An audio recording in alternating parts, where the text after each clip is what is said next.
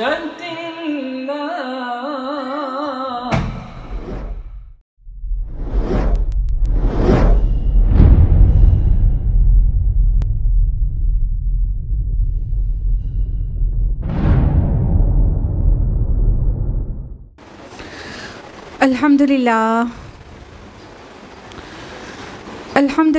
वहदा वस्सलातु वस्सलामु अला मन ला नबिय्य बअदा वअऊज़ु बिल्लाहि मिनश शैतानिर रजीम बिस्मिल्लाहिर रहमानिर रहीम शहरु रमज़ान अल्लज़ी उन्ज़िला फ़ीहिल क़ुरआन हुदल लिन्नास व बय्यिनातिम मिनल हुदा वल फ़ुरक़ान बिस्मिल्लाहिर रहमानिर रहीम रब्बिश्रह ली सदरी वयस्सिर ली अमरी वहलुल उक़दतम मिन लिसानी यफ़क़हू क़ौली।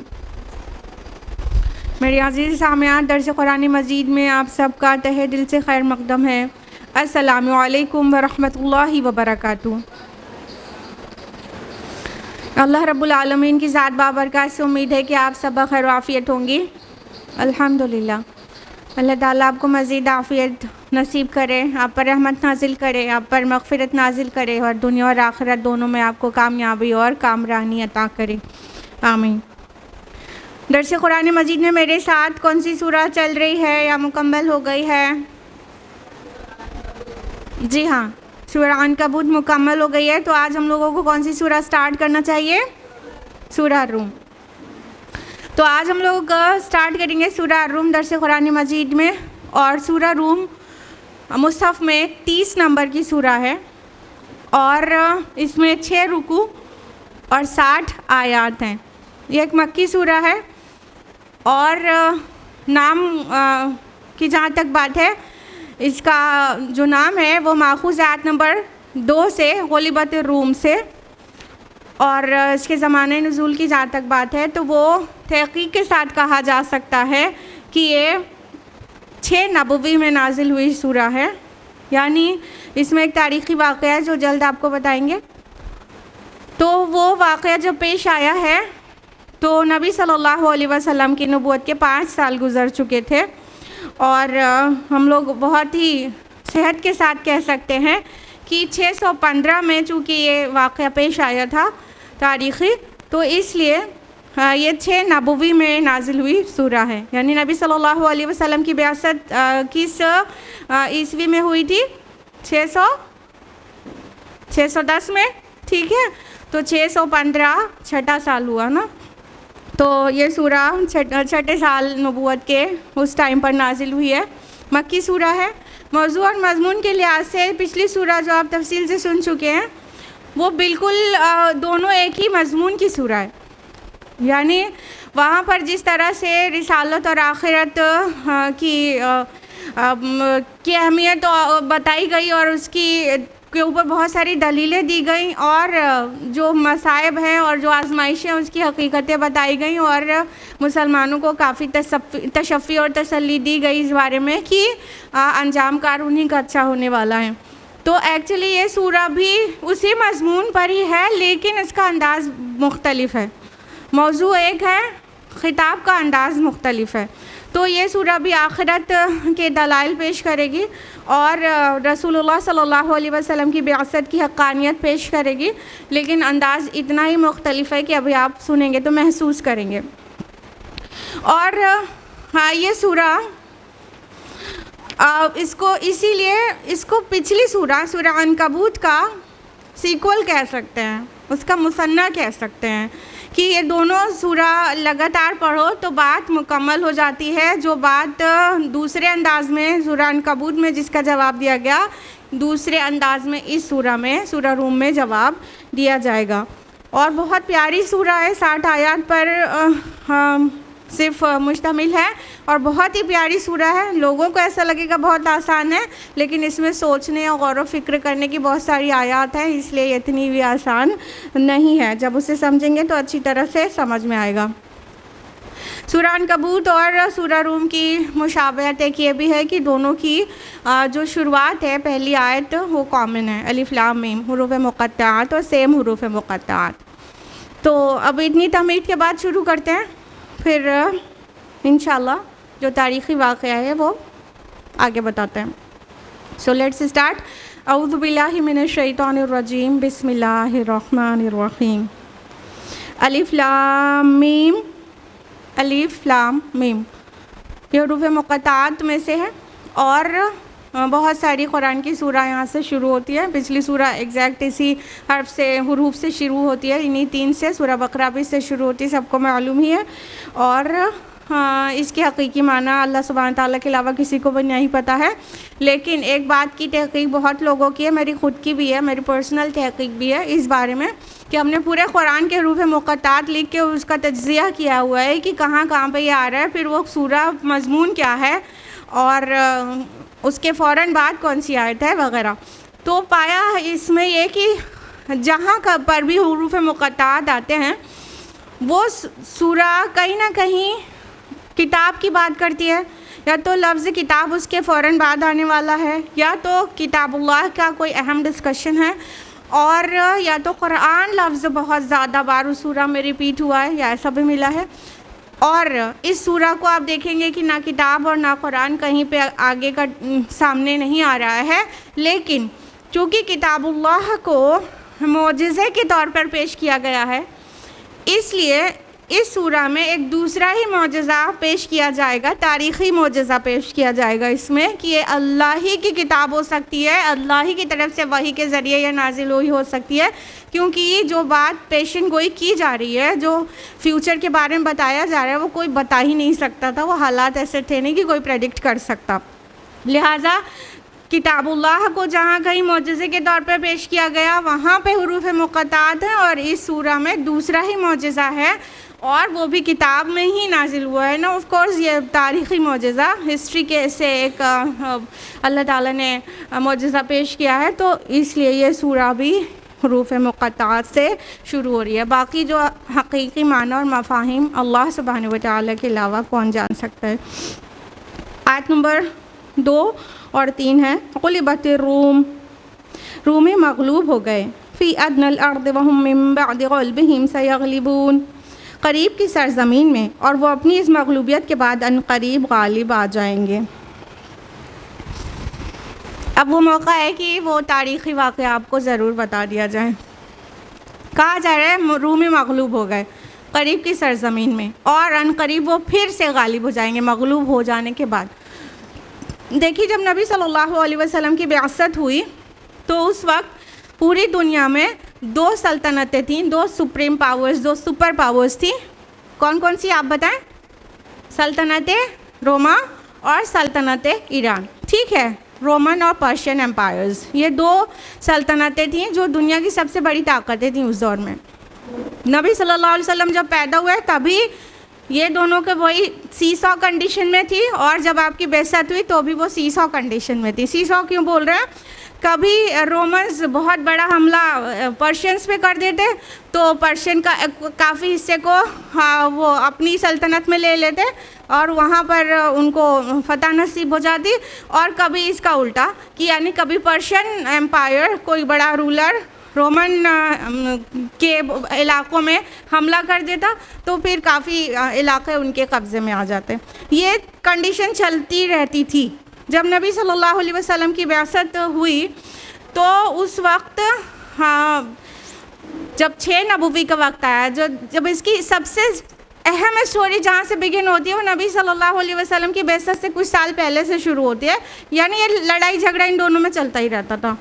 जब नबी सल्लल्लाहु अलैहि वसल्लम की बिआसत का 5वां साल था 614 ईस्वी में, तो एक जो पर्शियन एम्पायर है उससे खुसरो परवेज़ जो उसका रूलर था, उसने बहुत बड़ा हमला करके रोमन्स के कुछ ज़मीन को अपने कब्ज़े में ले लिया, और बहुत बड़ा हिस्सा, कुछ थोड़ी सी नहीं। और जो यहाँ पे कहा जाना फ़ी अदनल अर्द, करीब की सरज़मीन में, तो अरब से करीब की सरज़मीन जो उससे पहले रोमन एम्पायर में थी, रोमन एम्पायर बहुत बड़ा था, और उसका जो मशरिकी हिस्सा था और जो शुमाल के जानिब है अरब से नॉर्थ में, उसमें आते हैं फ़लस्तीन और सीरिया यानी शाम, और जॉर्डन का एक हिस्सा, टर्की का भी थोड़ा थोड़ा हिस्सा। ये जो हिस्सा था ये सब पूरा रोमन एम्पायर में था, और उसके अलावा जो यूरोप का पूरे हिस्से हैं वो सब रोमन एम्पायर में थे। तो ये जो करीब की सरजमीन कहा गया, इतना हिस्सा यानी कि फ़लस्तीन, शाम और वो जॉर्डन जिसको उर्दून कहते थे, अभी भी कहते हैं, ठीक है, उसका एक हिस्से को खुसरो परवेज़ ने बहुत बड़ा हमला करके उसको फतह कर लिया, और रोमन्स की बहुत बड़ी शिकस्त हुई, बहुत बड़ी, क्योंकि रोमन्स उस वक्त में उनके अंदर खाना जंगी चल रही थी। आपको पता है जब घर कमज़ोर अंदर से होता है तो बाहर वालों को अटैक करने का बहुत अच्छा मौका मिल जाता है, तो वहाँ रोमन्स में खाना जंगी चल रही थी। तो इस तरह खुसरो परवेज़ ने उसका फ़ायदा उठाया, और उसको एक अखलाकी बहाना भी था कि एक रोमन एम्पायर ने अपने से पिछले रोमन एम्पायर ने अपने पिछले रोमन एम्पायर को कत्ल किया था, तो उसके पास अखलाकी बहाना भी था वो अटैक करने का। लेकिन ये अखलाकी बहाना जब उसने अपना बदला ले लिया था तब से रुक जाना चाहिए था, लेकिन ये कंटिन्यूड था और बहुत बड़ा हमला करके रोमन्स को बिल्कुल शिकस्त फाश दे दी। पूरी दुनिया में इस बात का चर्चा हो गया कि रोमन्स बिल्कुल कुचल दिए गए हैं। यहाँ तक कि जो रोमन एम्परर हेराक्लिस, उसने बहुत गिड़गिड़ा के भी उससे कहा कि किसी भी शर्त पर हमें मंजूर है कि वह सुलह कर ली जाए, लेकिन अब ये खुसरो परवेज़ ने किसी भी तरह से सुलह नहीं की, और बस वो चाहता था कि जो पूरा रोमन एम्पायर है वो भी इनकी तरह आतश परस्त हो जाए। आपको ज़रूर पता होगा उस वक्त का रोमन एम्पायर ईसाई था, ठीक है, पूरा। आपको पता है बादशाह वाला दिन पूरे लोगों को, रियाया को फॉलो करना होता था पहले। जो बादशाह फॉलो करेगा वही रियाया का भी दिन है। तो जब ईसाइयों ने रोमन्स को, जब ईसाई उस पर गालिब आए थे रोमन एम्पायर पर, तो पूरी मुमलिकत ईसाई थी। वो सही ईसाई तो नहीं थे, बट हाँ वही और रिसालत को मानने वाले थे। सही ईसाई इसलिए कह रहे हैं कि ईसा अलैहिस्सलाम की तालीमात कुछ हैं और अमल कुछ और हो रहा है। उनके अंदर बड़ी ख़राबियाँ भी थी रोमन्स के अंदर। तो और इधर ईरानी जो थे वो कौन से मज़हब को फॉलो करने वाले थे आपको पता है? ज़रतश्त नबी के अंडर, नबी कहते हैं कि वो नबी थे ज़ोरास्टरिज्म कहते हैं ना, पारसीज़म भी कहते हैं। तो वो आतश परस्त थे, वो फायर वर्शिपर्स थे। तो ये खुसरो परवेज़ ने इस जंग को ना ही ज़मीन के खितों के लिए ना ही दुश्मनी के लिए इसको मजहबी रंग दे दिया था, और ये चाहता था कि सारे के सारे रोमन्स भी आतश परस्त हो जाएं। तो ऐसा नहीं हुआ, तो बहुत ज़्यादा चपकलश चल रही थी और रोमन्स बहुत ज़्यादा डिफीट खा चुके थे।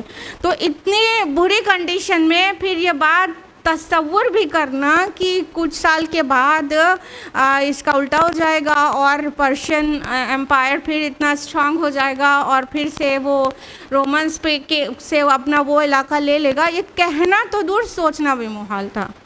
लेकिन कुरान हकीम ने इसकी पोषण गोई की है। जब ये हालात पेश आए थे ना 615 ईस्वी में, देखिए हमला शुरू हो गया था 613 से 614 और 615 में हमला मतलब वो पूरे इलाके खुसरो परवेज़ ने फतह कर लिए थे। और तो मुमकिन तौर पे 615 ईस्वी में ये सूरह नाजिल हुई है, और उसी साल हिजरत हबशा भी पेश आई थी।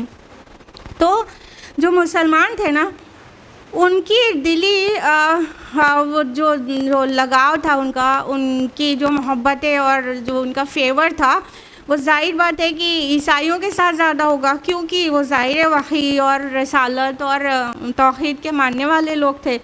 और जो फायर वर्शिपर्स हैं वो मुशरिक हैं और दो खुदाओं पर भी बिलीव करते हैं। तौहीद भी वहाँ नहीं थी, आखिरत, रिसालत, वही कुछ भी नहीं था। तो उनके साथ दिली लगाव जो था मुशरिकीन का था।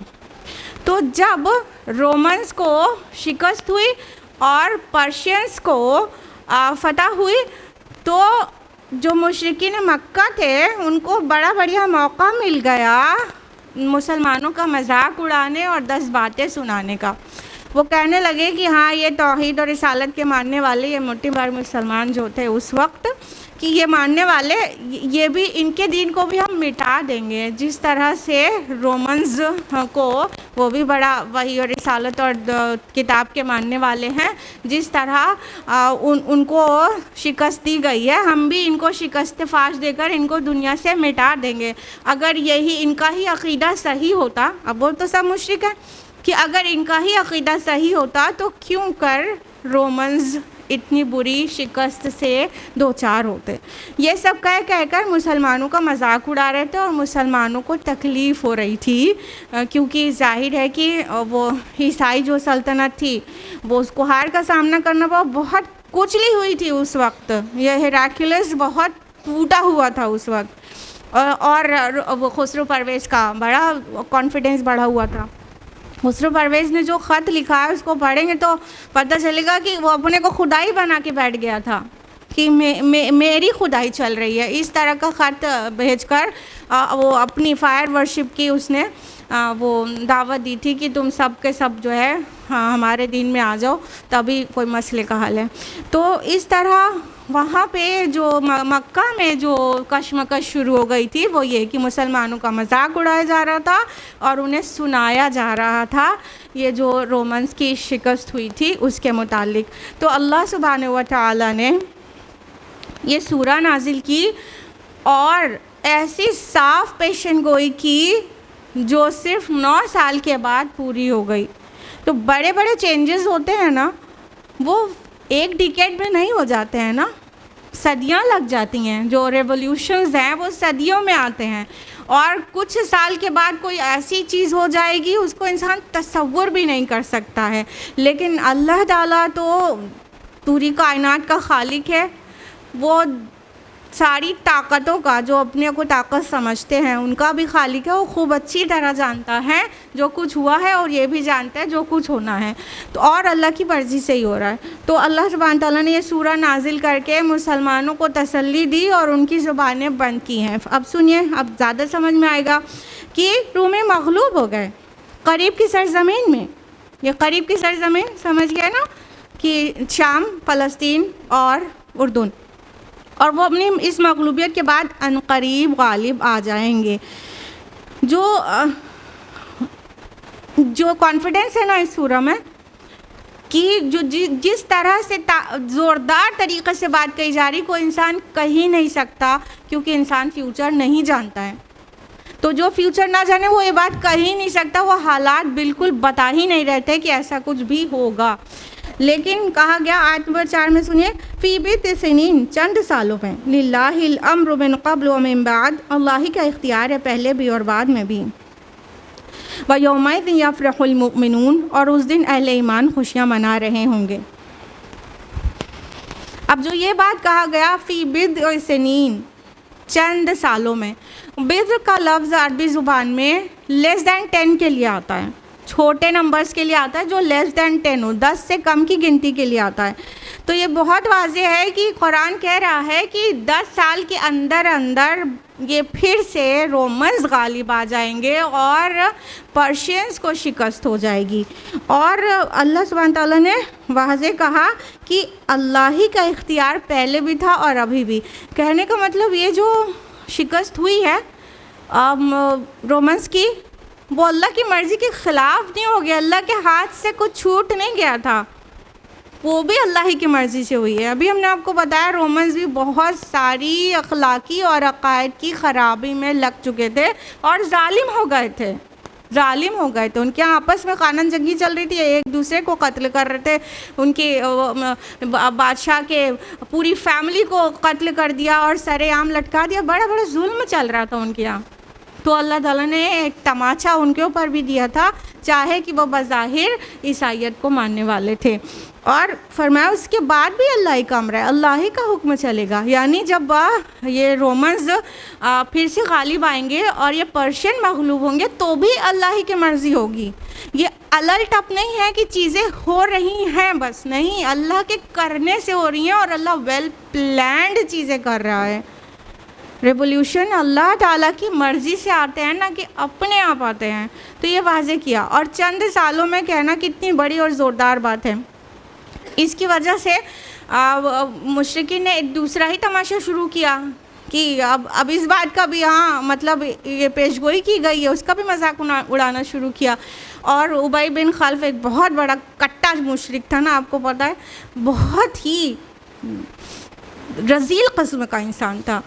उसने अबू बकर रज़ी अल्लाह अन्हु के साथ कुछ बहस की होगी, फिर दोनों के अंदर शर्त लगी कि ठीक है 3 साल में अगर रोमन्स फिर से गालिब आ गए पर्शियन पर तो 10 ऊँट मैं तुम्हें दूंगा, नहीं तो तुम देना। अबू बकर रज़ी अल्लाह अन्हु ने इसका जिक्र रसूलुल्लाह सल्लल्लाहु अलैहि वसल्लम से किया। अब ये मक्की पीरियड अच्छी तरह समझ रहे, अभी शरीयत पूरी नाजिल नहीं हुई है और जुए और ये सब के अहकाम अभी आए नहीं हैं। तो नबी सल्लल्लाहु अलैहि वसल्लम ने अबू बकर रज़ियल्लाहु अन्हु को मशवरा दिया कि चूँकि बिद्अ सिनीन आया है वो 10 से कम के नंबर्स के लिए इस्तेमाल होता है, इसलिए तुम उसकी मुद्दत को बढ़ा के 3 साल से बढ़ा के 9 साल कर लो, ठीक है। और 100 ऊँट कर लो बजाय कि 10 ऊँट। तो उन्होंने जो शर्त थी वो उसको भी उसकी मुद्दत को बिद्अ सिनीन के अंदर कर लिया और 10 ऊँट के बजाय 100 ऊँट की शर्त लगा लिया। फिर आपको पता है कि बाद में क्या हुआ था, 9 साल के बाद क्या हुआ था, जब 9 साल 10 साल पूरा होने से पहले 10 साल की शर्त लग गई थी। तो 10 साल पूरा होने से पहले 9 साल कंप्लीट हो जैसे ही हुए वैसे ही ये चीज़ ज़रूर पजीर हो गई। यानी फिर क्या हुआ कि ये जो हिराक्लियस था ना, ये जब देख रहा था कि सामने से कोई बात नहीं बन रही है तो कुछ सालों के बाद उसने दूसरी तैयारियां शुरू की। चर्चेस से फंडिंग किया, कर्ज लिया, बल्कि बड़े बड़े चर्चेस से सब जगह से कर्ज लिया और अपनी ताकत इकट्ठा की और रोमन्स पे पर्शियन पे पीछे से हमला कर दिया। जब पीछे से हमला किया तो उसकी ताब नहीं ला सके ये मजूसी लोग और उनको शिकस्त फाश हुई और बहुत बड़ी फतह फिर से रोमन्स को मिल गई और रोमन्स ने अपने वो सारे इलाके जो पर्शियंस ने कब्ज़ा कर लिए थे वो सब वापस ले लिया। यानी समझ रहे ना कि जब फ़लस्तीन गया तो वो बैतुल मक़दिस भी गया। उस वक्त यरूशलेम में जो एलिया शहर उस वक्त नाम था, उससे पहले यरूशलेम था, तो वो एलिया भी जब फतह कर लिया गया तो वो उनकी जो टेंपल थी वो भी गई और जो ओरिजिनल क्रॉस था, जो असल सलीब थी, वो भी हाथ से गई थी। असल सलीब समझ रहे हैं, उनका मानना, उनका अक़ीदा है ईसाइयों का कि ये वही सलीब थी जिस पर ईसा अलैहिस्सलाम को क्रूसिफाई किया गया था, ठीक है। तो वो एक्चुअल सलीब भी जो उनके पास रियल थी वो भी मिस हो गई थी। तो ये तो बहुत बड़ी बात थी ना, ईसाइयों के हाथ से यरूशलेम भी चला गया और वो टेंपल भी चली गई और असली सलीब भी गुम गई। तो खामोश नहीं बैठा हिराक्लियस और उसने बहुत माल इकट्ठा करके और बहुत कोशिश करके पीछे से, तो जो बहुत बड़ा चक्कर लगा के कैस्पियन सी की तरफ से हमला कर दिया। तो फिर वापस रोमन्स को अब की बार फतह हो गई और जो ईरानी थे उनको शिकस्त फाश हुई और वो सारे मकबूजा इलाके वापस रोमन्स को मिल गए।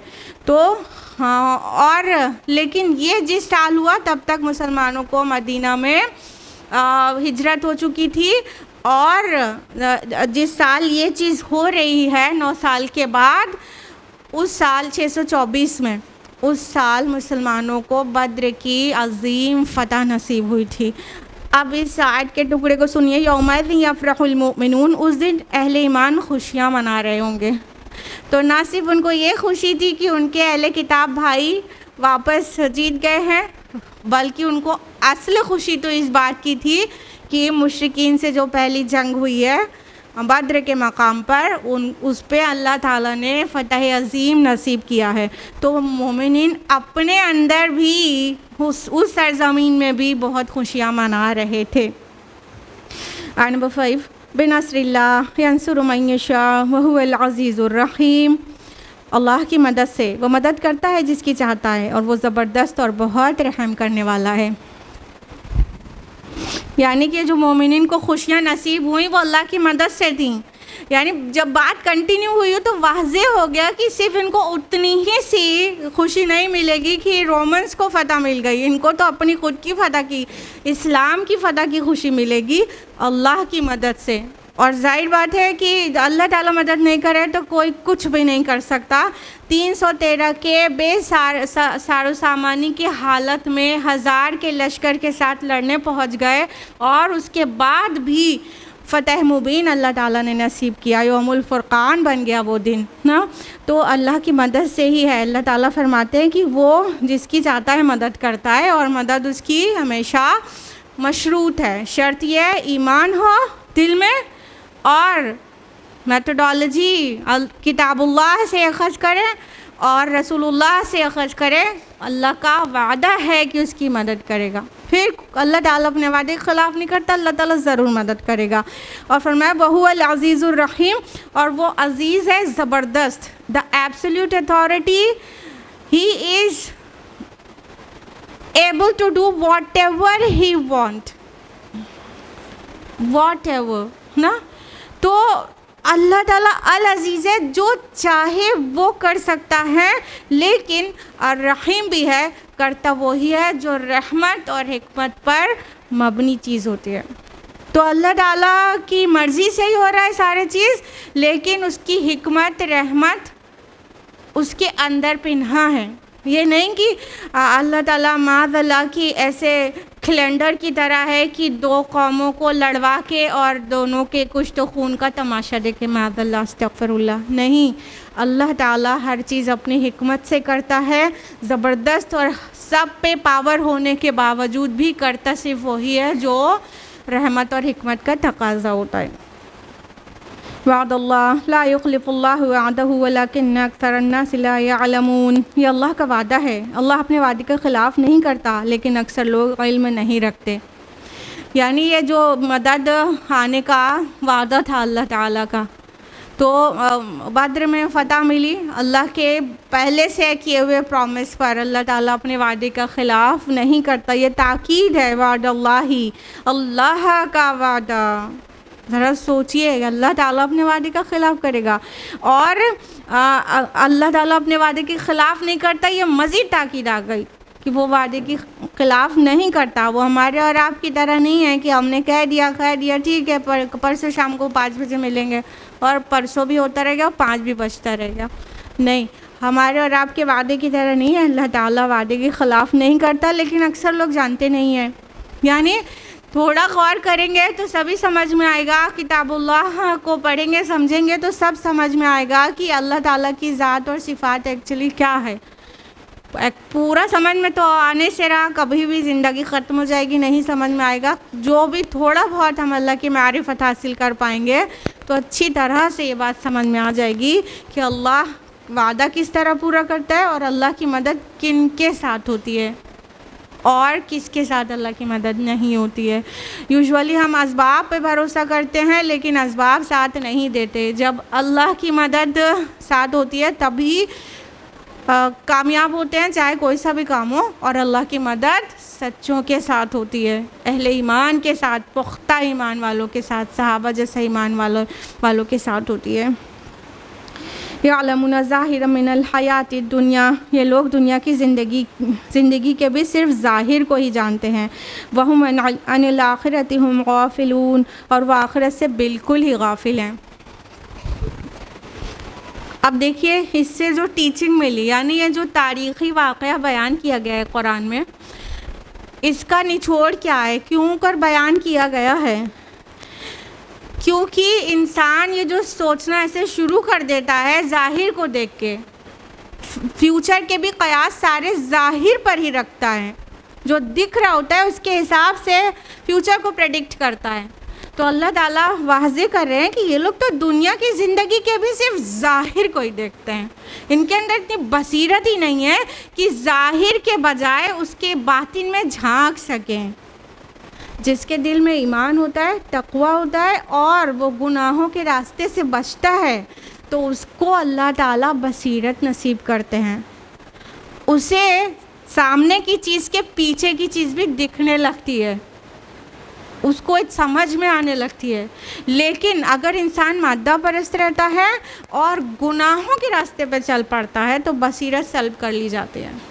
तो अल्लाह ताला फरमा रही है ज़ाहिर पर अपने सारे कयास लगाते हैं, दुनिया की ज़िंदगी के भी ज़ाहिर को ही जानते हैं।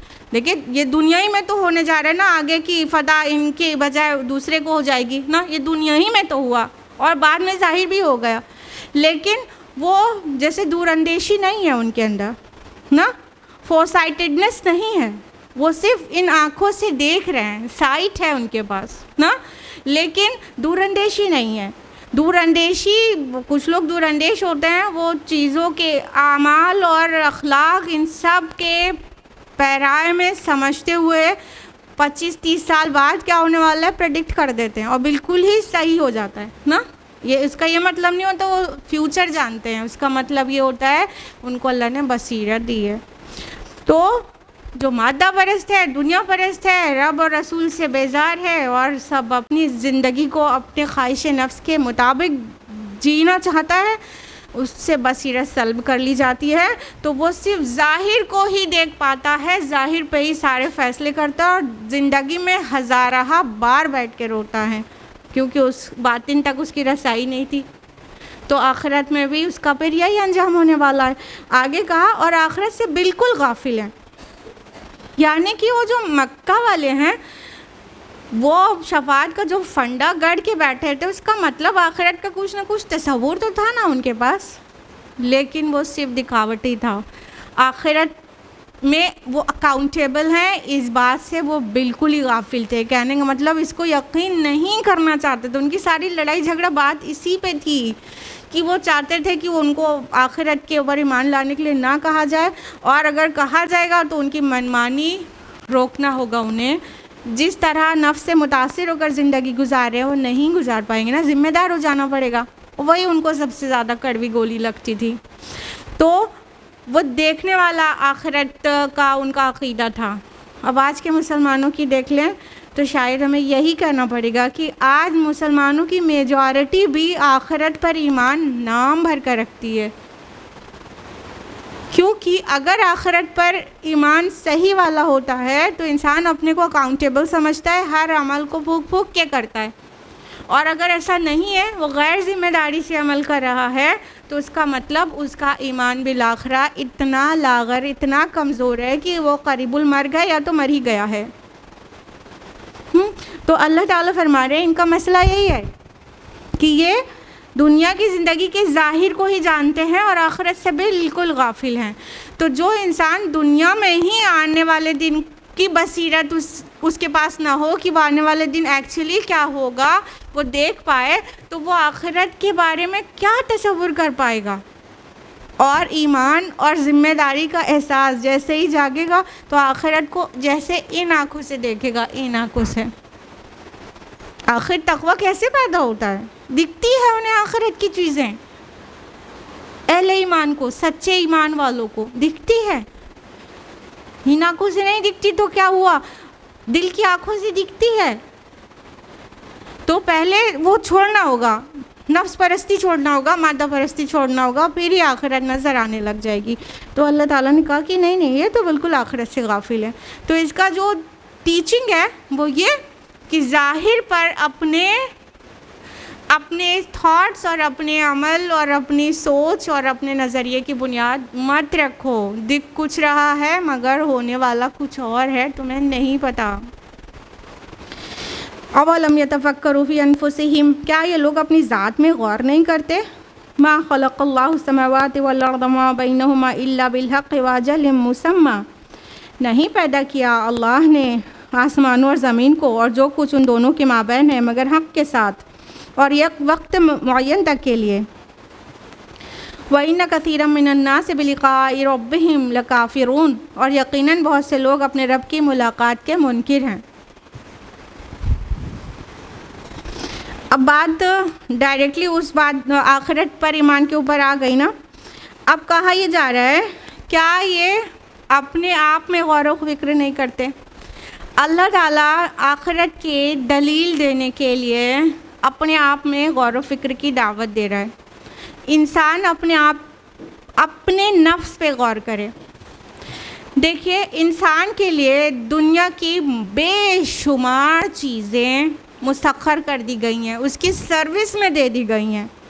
ये चाँद, ये सूरज, ये हवाएं, ये पहाड़, ये पानी, ये बादल, और ना जाने कितनी चीज़ें, कितने ही जानवर, कितने ही परिंदे और कितने ही वो इंसेक्ट्स, बहुत कुछ, मतलब अनगिनत लातादाद चीज़ें इंसान के लिए बनाई गई और उसके लिए मुसख्खर कर दी गई। मुसख्खर कर देने का पूरा माना ये होता है कि उसकी सर्विस में दे, उसके कंट्रोल में ही दे देना नहीं, कंट्रोल में भी दी गई काफ़ी चीज़ें और उसकी सर्विस में, उसकी खिदमत में लगा दी गई। ठीक है, तो अव्वल तो इंसान को ये सोचना चाहिए कि उसे इतनी सारी नेमतें दी गई हैं और इतने इनामात, इकराम, सब चीज़ करने के बाद, काफ़ी चीज़ें, अनगिनत चीज़ें मुसख्खर कर देने के बाद वो गैर जिम्मेदार ऐसे ही है।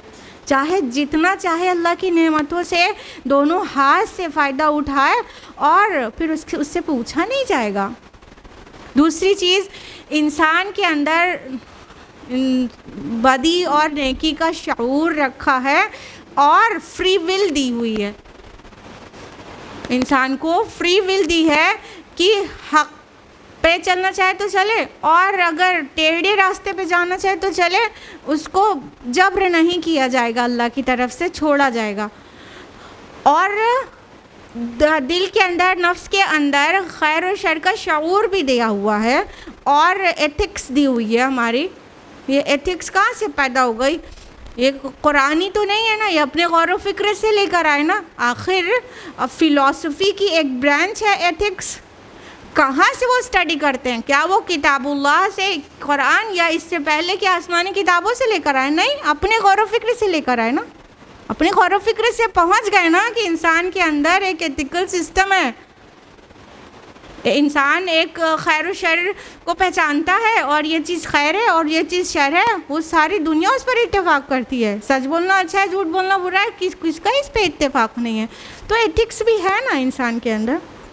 तो एथिक्स होने के बाद, अखलाकियात पहचानने के बाद, खैर और शर की तमीज़ के बाद फिर भी फ्री विल दी हुई है, तो गौर नहीं करते क्या ऐसा कोई दिन नहीं आएगा जब ये खैर और शर की तमीज़ हमें दुनिया में देकर भेजा गया है, तो किसी एक दिन ऐसा आना चाहिए, मतलब इट्स लॉजिकल, इट्स रैशनल, कि उस दिन पूछा जाए कि तुमने हक के बजाय गलत रास्ते को क्यों चूज़ किया था, जब तुम अंदर से तुम्हारी आवाज़ आ रही थी कि ये गलत है। हाँ, तो क्या अकाउंटेबल नहीं है इंसान?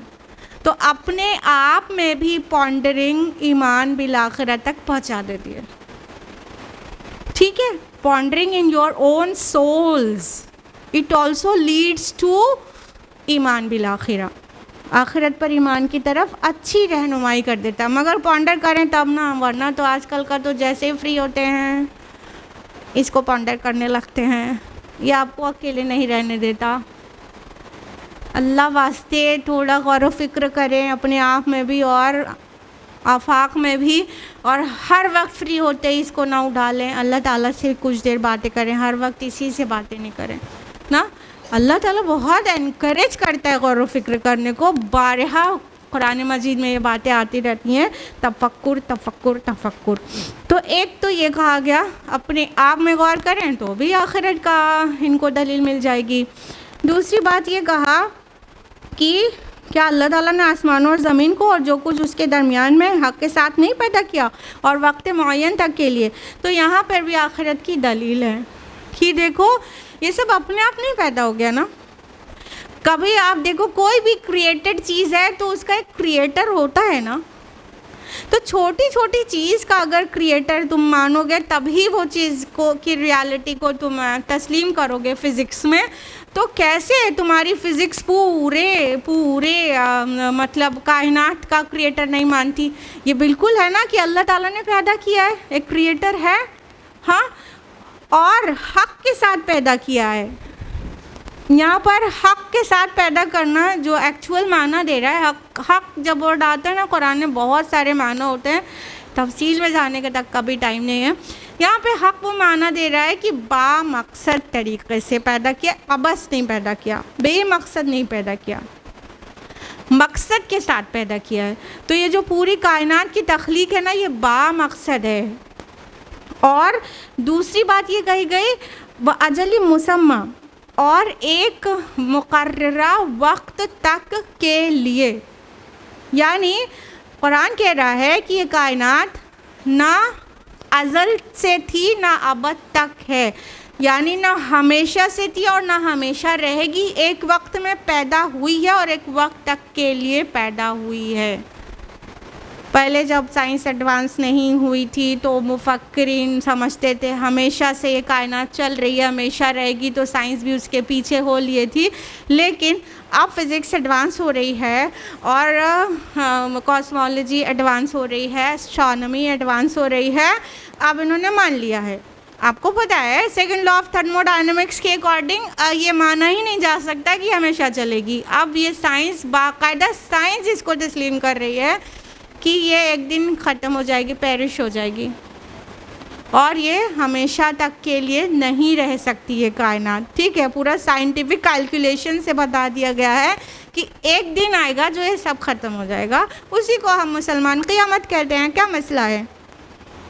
तो अल्लाह ताला कह रहे हैं कि देखो ये आसमान और ज़मीन बामकसद तरीक़े से पैदा हुए हैं और एक वक्त मुकर्ररा तक के लिए पैदा हुए हैं। इसमें दलील है तुम्हारे लिए कि जब तक के लिए है उसके बाद क्या होगा, तुम अकाउंटेबल हो, तुम जवाब दोगे। तो आगे वही बात कह दी गई कि ये लोग अपने रब के मुलाकात के मुनकिर हैं। मसला इनका सिर्फ ये है कि अल्लाह से मुलाकात का इनकार करते हैं। यहाँ पे लिकाई जो आया है ना, लिका मीन्स होता है आमने सामने होना, मुकाबला भी इसी से है। तो मुलाकात में आमने सामने तो हुआ जाता है ना, उर्दू में मुकाबला कंपटीशन को कहने लगते हैं ना, लेकिन आमना सामना जब होता है तो मुलाकात तभी होती है ना। तो अल्लाह के सामने होना है, और इनका मसला यही है कि ये इस बात के इनकारी हैं कि अल्लाह से मुलाकात करना है, सामने खड़े होकर सब उन सवालों का जवाब देना है, अपनी नेमतें जो दुनिया में दी गई थी उसका हिसाब देना है। तो इसी का इनकार करने से सारा अमल बिगड़ जाता है, पूरी अखलाकियात बिगड़ जाती है और ज़मीन में जुल्म और फसाद बढ़ता चला जाता है। फिर अल्लाह ताला के अज़ाब का एक कोड़ा बरसता है और फिर उस कौम को ख़त्म कर देता है अल्लाह ताला। अवलम यसीरु फिल अर्दि फयंजुरु कैफ़ कान आक़िबतुल लज़ीना मिन क़ब्लिहिम, क्या ये लोग ज़मीन में घूमे फिरे नहीं कि वो देखते हैं कि कैसा अंजाम हुआ उन लोगों का जो उनसे पहले थे। कानू अशद्द मिनहुम क़ुव्वा, वो क़ुव्वत में उनसे कहीं ज़्यादा थे। वआसारुल अर्द व अमरूहा अक्सर मिम्मा अमरूहा, और उन्होंने ज़मीन को काश्त किया और उसे आबाद किया उससे कहीं बढ़कर जो आज उन्होंने आबाद किया है। वजाअतहुम रुसुलुहुम बिल बय्यिनात, और उनके पास भी उनके रसूल आए थे खुली निशानियाँ लेकर। फमा काना अल्लाहु लियज़लिमहुम वलाकिन कानू अनफुसहुम यज़लिमून, सो अल्लाह उन पर जुल्म करने वाला नहीं था बल्कि उन्होंने ख़ुद अपनी जानों पर जुल्म किया था। अब ये तीसरी तरह से समझाई जा रही है आखिरत की बात। पहले तारीख़ी दलील दिया गया, फिर नफ्स की दलील दिया गया, फिर आफाक की दलील दिया गया, ठीक है, और अब दलील दी जा रही है फिर से तारीख़ की पिछली कौमों की, जिसको दुनिया देख चुकी है, जो सिर्फ ख़बरें नहीं हैं, वो पीछे की ख़बरें हैं, वो गुज़र चुकी जो कुछ होना था। क्या कहा जा रहा है? क्या ये ज़मीन में घूमे फिरे नहीं? अवलम यसीरु फिल अर्दि, सैर करने को कुरान ने एनकरेज किया है, लेकिन सैर होना चाहिए इबरत की नज़र से। खाली हुड़दंग मचाने के लिए और चले आए सेल्फ़ी लेके और अल्लाह को ना याद किया और ना उससे कोई नसीहत हासिल की, तो ऐसी सैर एनकरेज नहीं है। आपकी सेहत का मसला है तो कर लें, मगर जो सैर एनकरेज है कुरान में वो कौन सी सैर है? नसीहत और इबरत की नज़र से सैर करना, ठीक है। कहा गया क्या है? ज़मीन में सैर नहीं की इन्होंने, घूमे फिरे नहीं कि देखे कि अंजाम कैसा हुआ उनसे पहले के लोगों का। यानी आज जो मुशरिकीन मक्का उस वक्त में जो इतना अकड़ रहे थे कि ऐसे ही क़यामत आ जाएगी, ऐसे ही अज़ाब आ जाएगा, हम हमारी तिजारत, हमारे कल्चर, हमारा ये हमारा वो, तो अब अल्लाह ताला ने अब तारीख़ से मिसाल दी कि ज़रा पीछे घूमो, ज़रा देखो कि क्या तुम ही सबसे ज़्यादा कल्चर्ड और सिविलाइज्ड हो? बिल्कुल भी नहीं। तुम पीछे की अक़वाम को देखो, तुमसे ज़्यादा अता किया था हमने उनको, हाँ, लेकिन उनका अंजाम क्या हुआ? ये कौम आद, समूद और कौम लूत और ये सारी कौमों के बारे में, आले फ़िरौन, ये सारी अक़वाम के बारे में इसमें इशारा है ना। क्या देखा नहीं, क्या रब और रसूल की नाफरमानी की आखिरत से इसी तरह वो पीठ दिखाते रहे और नहीं मानना चाहते थे, आखिर उनका अंजाम क्या हुआ। और तो मुल्क में घूम कर देख लो, यानी कि तुम जब अपने नॉर्थ साइड में जाते हो तो तुमको समूद का मस्कन मिलता है, हाँ, और जब अपने साउथ में जाते हो तो यमन है और हज़र मौत, वो जो पूरा अहकाफ़ का इलाका है वो पूरा एकदम बियाबान वो बना हुआ है, सहरा बना हुआ है। तो वो कौम आद कितना, तुम बॉडी में भी तुमसे ज़्यादा थे और टैलेंट में भी तुमसे ज़्यादा थे, तुमसे सब तरह से तुमसे ज़्यादा well established, well cultured, civilised, strong लोग थे। तुम इतने स्ट्रांग नहीं हो, उनको मिटा दिया अल्लाह ताला ने। क्या तुम देखते नहीं हो, अपने सफ़र में देखते नहीं हो? यानी वहाँ डेड सी के पास सेल्फ़ी लेना और समूद के मसाकिन के पास सेल्फ़ी लेना, इसके लिए नहीं सफ़र करना चाहिए। ऐसी जगहों से गुज़रना चाहिए तो इबरत की नज़र से गुज़रना चाहिए और रोते हुए गुज़रना चाहिए, रोना ना है तो रोता हुआ मुंह बना के गुज़रना चाहिए। वो वहाँ पिकनिक स्पॉट नहीं बना लेनी चाहिए। और जब आप कहीं और अच्छी खूबसूरत जगहों पे आप घूमने के लिए नेचर में जाएं तब भी अल्लाह को याद करें। सुबहान अल्लाह ज़ुबान से निकले, अल्हम्दुलिल्लाह ज़ुबान से निकले, माशा अल्लाह ला कुव्वता इल्ला बिल्लाह ज़ुबान से निकले ना, अल्लाह के और क़रीब हो जाएँ तो बहुत अच्छा है वो घूमना फिरना। तो अल्लाह ताला कह रहे हैं जो अक़वाम को पीछे तबाह किया गया है, नेस्त नाबूद कर दिया गया, नसीयम मनसिया कर दिया गया, वो तुमसे ज़्यादा ताकतवर थे। उनके पास तुमसे हर तरह से हर चीज़ ज़्यादा थी, असबाब भी, टैलेंट भी। और फरमाया वासारुल अर्द, और उन्होंने ज़मीन को खूब उधेड़ा था, खूब खोदा था। जो आसार वर्ड है, जो आसार का मतलब होता है सारा यसीरु, आसार का मतलब होता है खोदना, उलट पुलट कर देना, उखाड़ना। तो जब कहीं डेवलपमेंटल काम चलता है तो ज़मीन खोदी जाती ना। देखिए कहीं तामीरी काम होगा तो ज़मीन खोद कर ही होगा, कहीं काश्तकारी होगी ना वेजिटेशन के लिए तो ज़मीन खोद कर ही होगा। और जितने भी डेवलपमेंटल काम है सब में ज़मीन खोदी जाती है। कोई नीचे से वो सोना चांदी और हीरे जवाहरात निकालना है, वो सब में ज़मीन खोदी जाएगी। हाँ, तो ये जो यहाँ पे ये कहा गया ना, तुमसे ज़्यादा ज़मीनें खोदी थी उन्होंने, मतलब तुमसे ज़्यादा वो कल्चर्ड थे, सिविलाइज्ड थे, वेल इस्टेब्लिश्ड पीपल, तुमसे ज़्यादा स्ट्रांग लोग थे वो। और कहा कि वामरूहा अक्सर में मामरूहा, और उन्होंने तुमसे कहीं बढ़कर ज़मीन को काश्त किया था और बोया जोता था जो तुमने, यानी तुम्हारे पास जो वेजिटेशन है क्या है, खाक है, पूरा तो एकदम चटान है मक्का में। हाँ, तो तुमसे ज़्यादा उन लोगों ने किया था, बहुत सरसब्ज़ ज़मीन दी थी हमने कौम सबा को, और सब ऐसा सैलाब आया कि फिर वो सिर्फ कांटेदार झाड़ी और अब जहरीले फल के अलावा कुछ भी नहीं बचा। तो तुमने क्या बड़ा कमाल किया है जो तुम अपने को समझ रहे हो तुम्हारा छीनेगा नहीं, मिटेगा नहीं और जाब नहीं आ सकता। और फरमाया कि और उनके पास रसूल आए थे खुली खुली निशानियां लेकर। अब ये एक मज़ीद दलील दी जा रही है, तारीख से साबित किया गया कि तुम अपने पीछे की अक़वाम को देखो, ये बात तुम्हारे इल्म में है, चली आती है ना, मतलब पीढ़ी दर पीढ़ी अहम बातें पूरी आगे तक फॉरवर्ड होती है ना, आराम से, खाली कान से और ज़ुबान से ना। उसके अलावा जो मोटी दलील है वो रिसालत है कि ऐसा भी नहीं कि कौमों को पैदा कर दिया गया, गलत राहों पे चल रही थी, उन्हें रोका टोका नहीं गया, कोई बताने वाला नहीं आया, नहीं, उनके दरमियान रसूल आए थे। और रसूल भी ऐसे वैसे खाली हाथ नहीं चले आए थे, बैनात लेकर, वाज़े निशानियाँ लेकर आए थे। जैसे तुम्हारे दरमियान एक रसूल है और वाज़े निशानियाँ हैं उसके पास। एक तो उसका किरदार, अखलाक, कभी झूठ बोला नहीं है तो अल्लाह के नाम पर कैसे झूठ बोलने लगेगा, ये भी बैना है, ये भी निशानी है, दलील है। और जो किताब पेश कर रहा है वो मोजज़ात का मोजज़ा है, तुम्हें क्यों नहीं समझ आ रहा? हाँ, तो सबके पास रसूल अल्लाह ने हर कौम के लिए भेजा, वलिकुल्लि कौमिन हाद, हर कौम में हमने ख़बरदार करने वाला भेजा। और तो अब इतनी चीज़ों के बाद अगर इंसान गलत रविश पर रहे तो क्या अल्लाह ने उस पर जुल्म कर दिया?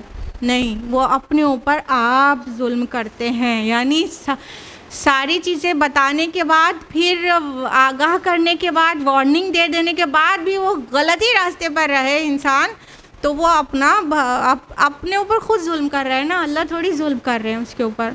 और अल्लाह ताला का जुल्म का ही इरादा होता तो ना किताबें भेजता, ना रसूलों को भेजता, ना नफ्स के अंदर सही और गलत की तमीज़ होती। जबकि ये सब कुछ हुआ तो हर लेवल पर इत्माम हुज्जत हो गई। अब जो कुछ भी गलत कर रहे हैं वो अपने ऊपर, अपने नफ्स पे खुद जुल्म कर रहे हैं, अल्लाह ताला जुल्म नहीं करता। सुम्मा कान आक़िबत अल्लज़ीना साअू सूअ, फिर उन लोगों का अंजाम जिन्होंने बुरी रविश इख्तियार की बहुत बुरा हुआ। अनकज़्ज़बू बिआयातिल्लाहि व कानू बिहा यस्तहज़िऊन, इसलिए कि उन्होंने अल्लाह की आयत को झुटलाया और उनका मजाक उड़ाते रहे। अब अल्लाह सुब्हानहू तआला ने वाज़े बता दिया कि जो रब और रसूल की नहीं मानता है तो क्या होता है, उनके अमाल की पादाश में वो नेस्त व नाबूद हो जाते हैं और बहुत बुरा अंजाम होता है, बहुत बुरा अंजाम होता है। और उन्होंने अल्लाह की आयत को झुटलाया है और मजाक उड़ाया है। तकज़ीब करना एक गुनाह है, उससे अगले दर्जे का गुनाह है तमस्खुर। एक तो मान नहीं रहे, इनकार कर रहे हैं, झुटला रहे हैं, दूसरा उसके ऊपर मजाक उड़ा रहे हैं, तो ये उससे अगले दर्जे का गुनाह है और दोनों बहुत बड़े गुनाह हैं। और जो दोनों करे तो वो इसी लायक है कि उसे मिटा दिया जाए, वो अज़ाब का मुस्तहिक हो जाए। और मुशरिकीन मक्का के सबसे ख़ास लीडर्स सब बद्र में मारे गए थे। अल्लाहु यब्दउल खल्क़ सुम्मा युईदुहु, अल्लाह ही पहली मर्तबा पैदा करता है फिर उसे दोबारा पैदा करता है। सुम्मा इलैहि तुरजऊन, फिर उसी की तरफ तुमको लौट कर जाना है। अब अल्लाह सुब्हानहू व तआला मज़ीद आखिरत के दलाइल दे रहे हैं और वाज़े कर रहे हैं कि देखो अल्लाह ही पैदा करने वाला है पहली बार भी और उसका इआदा करने वाला भी। तो आखिरत की दलील यहाँ पर इस तरह से, तौहीद के साथ साथ आखिरत है। आखिरत की दलील इस तरह से है कि तुम्हें क्यों लगता है कि अल्लाह पाक एक बार बना के थक गया और दोबारा वो नहीं बना सकता। यानी अहले मक्का की बात करें तो वो अल्लाह के खालिक होने का पूरा इकरार करते थे ना। कितनी ही आयत हैं कि इसको किसने पैदा किया, तो सब कहते थे अल्लाह।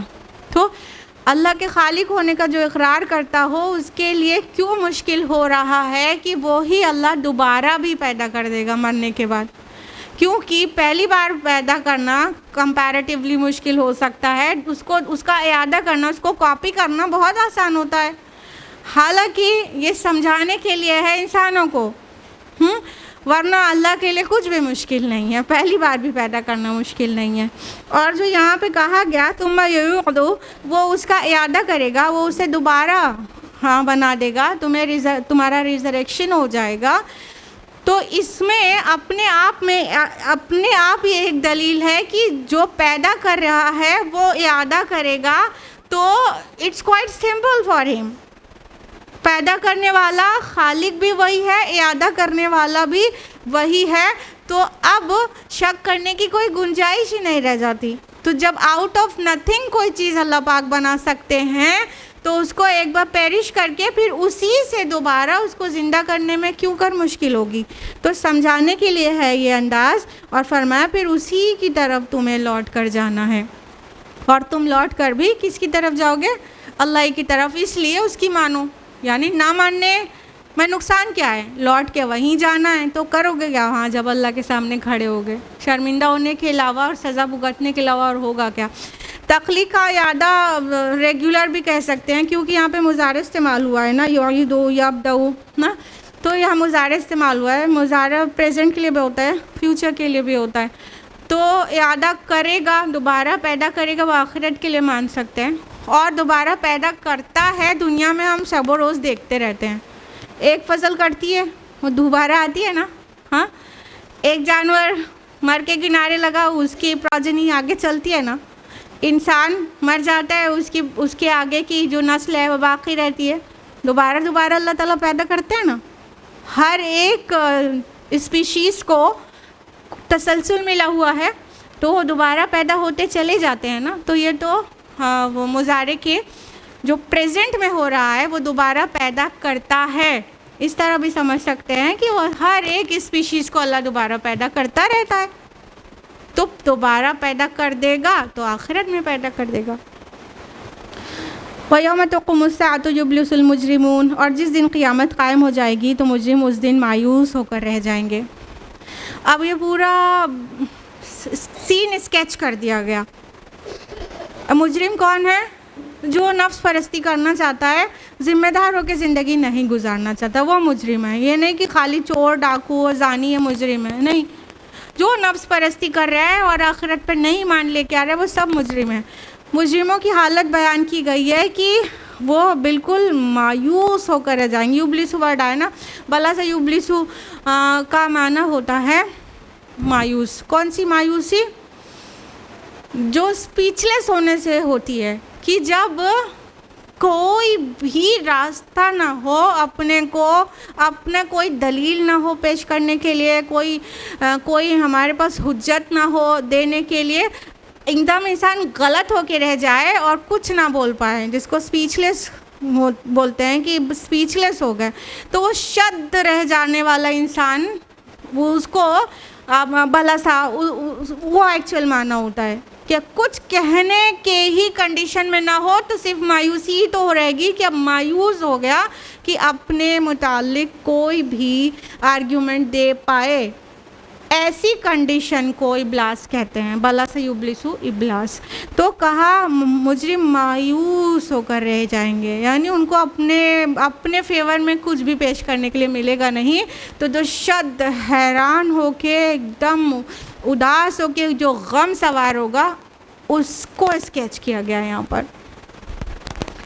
वलम यकुल लहुम मिन शुरकाइहिम शुफाअ व कानू बिशुरकाइहिम काफिरीन, और नहीं होंगे उनके शरीकों में से कोई भी उनके लिए सिफारिश करने वाले, और वो ख़ुद भी अपने शरीकों का इनकार करने वाले होंगे।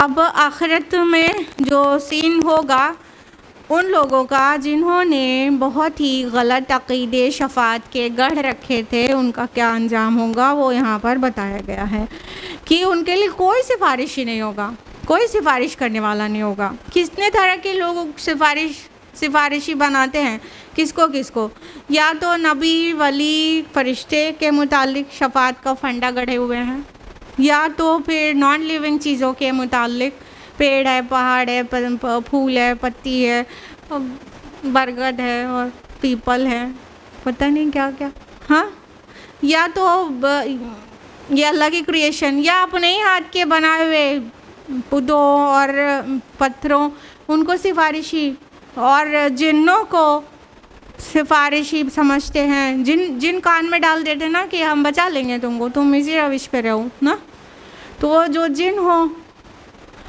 उस तरह के, तो इनमें से किसी भी तरह का सिफारिशी उनके काम नहीं आएगा। जो नबी वली और फरिश्तों के मुतालिक अक़ीदा था, वो कहेंगे कि मुझे अल्लाह की पनाह, मैंने अगर कभी ऐसा कहा होता तुम हट जाओ दूर सा मेरी नज़र से, हमने कभी भी ये तुमसे नहीं कहा था, ये तो तौहीद के बिल्कुल ख़िलाफ़ है, मैं तो मुवाहिद था।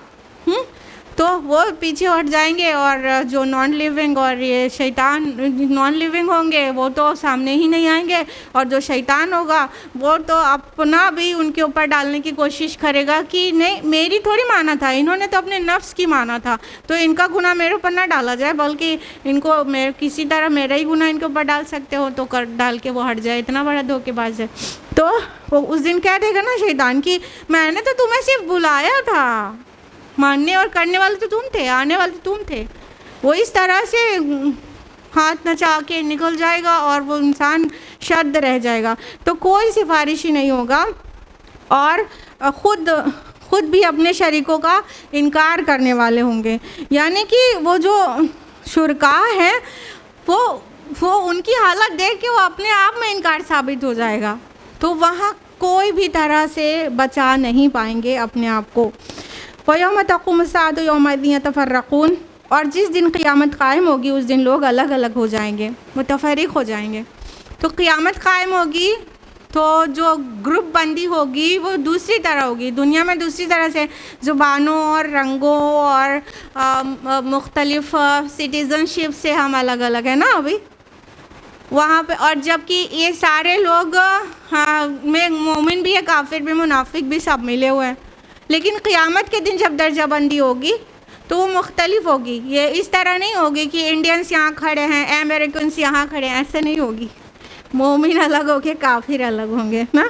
तो ग्रुप बंदी ईमान और अमाल के हिसाब से होगी। तो उस मतलब ग्रुप्स की बात हो रही है यहाँ पर कि यौमइज़िन यतफ़र्रक़ून, मुख्तलिफ़ ग्रुप्स में वो बट जाएंगे आमाल के हिसाब से। फ़अम्मल्लज़ीना आमनू व अमिलुस्सॉलिहाति फ़हुम फ़ी रौदतिन युहबरून। तो जो लोग ईमान लाए थे और जिन्होंने नेक अमल किए थे वे एक बाग में मसरूर किए जाएंगे। अब वो आगे वाज़ेह हो ही गया कि ईमान और अमाल के हिसाब से टुकड़ियों में बटेंगे।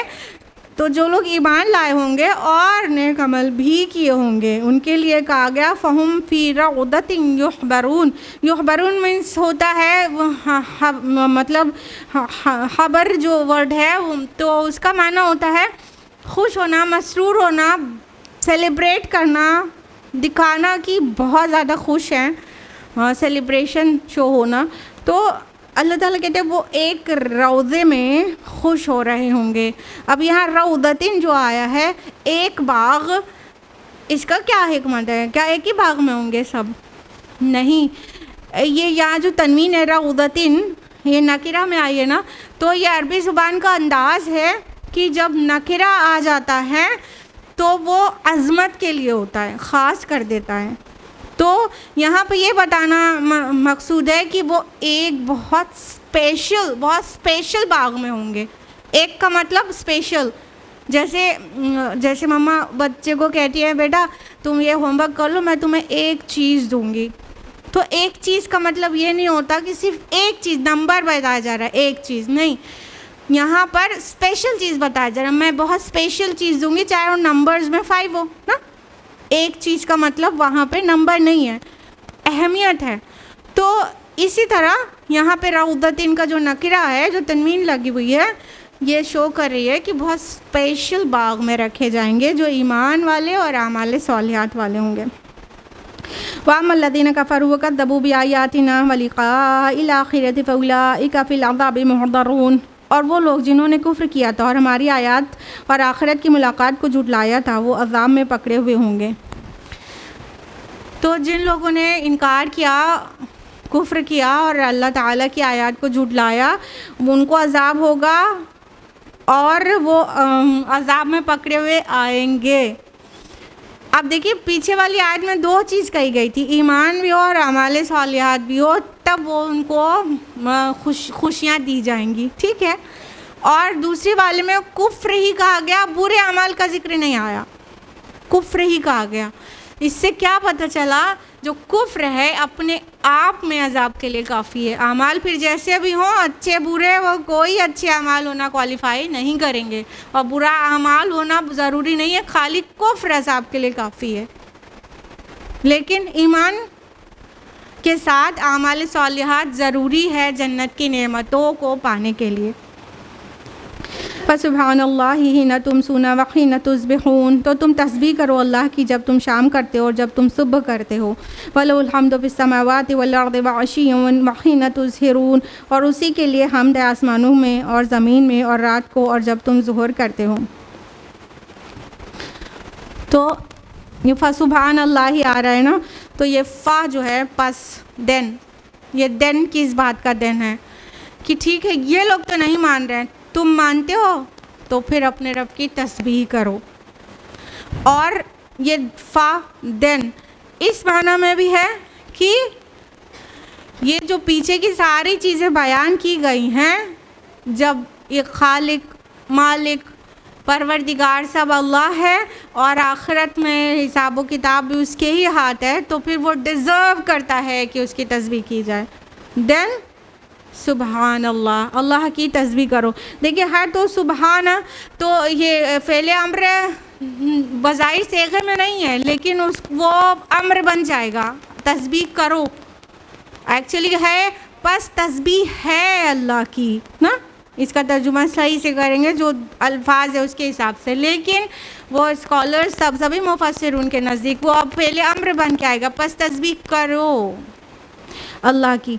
और यहाँ पर जो तस्बीह वर्ड है इस पर इब्न अब्बास और बहुत सारे ताबईन स्कॉलर्स जो हैं उन सब का इत्तेफाक है इस बारे में कि ये तस्बीह आ रही है सलाह के लिए, यानी यहाँ सलाह की नमाज 5 वक्त की नमाज़ें इन 2 आयात में मेंशन है। और भी कई आयात है, वक्त की तंगी की वजह से डिटेल में नहीं जा रहे, लेकिन यहाँ पर भी 5 नमाज़ों का ज़िक्र है। तस्बीह ख़ास है नमाज़ों के लिए, जैसा कि नमाज में तस्बीह भी होती है, तस्बीह ज़िक्र भी होता है और रुकू सुजूद भी होते हैं। तो कहीं नमाज़ों को रुकू सुजूद के वर्ड से नमाज को रिप्रेजेंट किया गया और कहीं ज़िक्र के से साथ नमाज को कहा गया, और यहाँ पे तस्बीह वर्ड के साथ नमाज को कायम करने के लिए कहा जा रहा है। कुछ औकात बयान किए गए, जब सुबह करो और जब शाम करो। तो सुबह और शाम की नमाज़ें हो गई, फज्र हो गया और मगरिब और इशा हो गया, और अगली आयत में आया कि और उसी के लिए हम्द है। तस्बीह के साथ हम्द भी करते हैं, नमाज के अंदर का ही जुज़ है ये, तो हम्द भी करते हैं। और जब तुम वशिया जब दिन ढलता है, तीसरा पहर होता है, तो वो असर की नमाज़ हो गई, वहीन तुसिरून वो ज़ुहर की नमाज़ हो गई। तो इस तरह 5 नमाज़ों का मेंशनिंग आ गई, बग़ैर इस तरह से कि फ़ज्र ज़ुहर असर ऐसे नहीं है, लेकिन वो 5 नमाज़ों के औकात जो हैं वो इसमें इनडायरेक्ट में मेंशन हो गए। युख़रिजुल हय्य मिनल मय्यित, वो निकालता है ज़िंदे को मुर्दे से, व युख़रिजुल मय्यित मिनल हय्य, वो निकालता है मुर्दे को ज़िंदा से, व युह्यिल अर्द बअद मौतिहा व कज़ालिका तुख़रजून, और वो ज़िंदा करता है ज़मीन को उसके मुर्दा हो जाने के बाद, और इसी तरह तुम्हें भी निकाल लिया जाएगा। ये भी वाज़े करने के लिए है कि क्यों कर तुम आखिरत का इनकार करोगे। अल्लाह ताला तो सुबह शाम तुमको ये नमूने पेश करता रहता है। ज़रा गौर करो, अभी समझ में आ जाएगा कि अल्लाह ताला बिल्कुल इस बात पर कादिर है कि युख़रिजुल हय्य, निकालता है ज़िंदा को, मिनल मय्यित, मुर्दे से। मुर्दे से अल्लाह ज़िंदा कैसे निकालता है, इसकी बहुत सारी मिसालें हैं।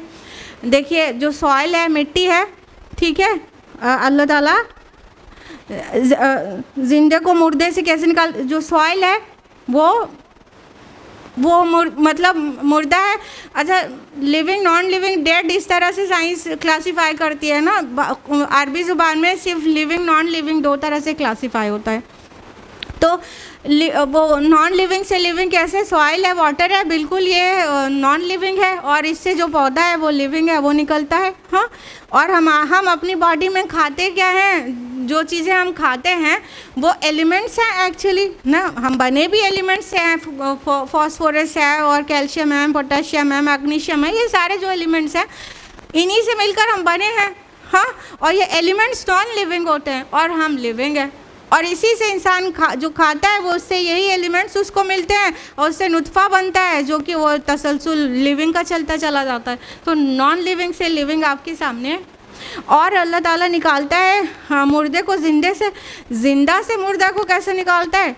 आप नेल्स ट्रिम करते हैं, बताइए ये नेल्स है और हेयर है, हाँ, हेयर और नेल्स ये लिविंग है, लिविंग है, नॉन लिविंग है, ये साइंस बताती है ना, ये नॉन लिविंग है। तो ये हमारे और किडनी में से स्टोन निकल आता है ना, तो ये पूरा हमारे जो हाँ वो है हमारे एंटिटी, वो पूरी लिविंग है और हमसे नॉन लिविंग निकल रहा है ना। और इसी तरह अल्लाह ताला ज़मीन को उसके मुर्दा हो जाने के बाद ज़िंदा करता है। ये हर बारिश के बाद इंसान देखता है कि किस तरह से बंजर ज़मीन लहलहाने लगती है। तो ये सारी चीज़ें आखिरत की दलालत करती हैं और पुख्ता सबूत फराहम करती हैं कि अल्लाह ताला इस चीज़ पर कादिर है कि वो मुर्दे से ज़िंदा को निकाल दे या ज़िंदे से मुर्दा को निकाल दे। तो तुम्हें जब कुछ नहीं थे तो तुम्हें पैदा कर दिया, तो तुम जब मर जाओगे तो तुम्हें दोबारा ज़िंदा कर देगा। It's not a big deal for Allah सुब्हानहू व तआला, it's quite easy for him. Allah ताला तौफीक दे कि हम कुरान मजीद में गौर करें, फ़िक्र करें और उससे पुख्ता ईमान को पहुँचें, और अल्लाह से जब मुलाकात करें तो वो हमसे राज़ी और हम उससे राज़ी हों। आमीन या रब्बल आलमीन। व आखिरु दावाना अनिल हम्दुलिल्लाहि रब्बिल आलमीन। वस्सलामु अलैकुम व रहमतुल्लाहि व बरकातुहू।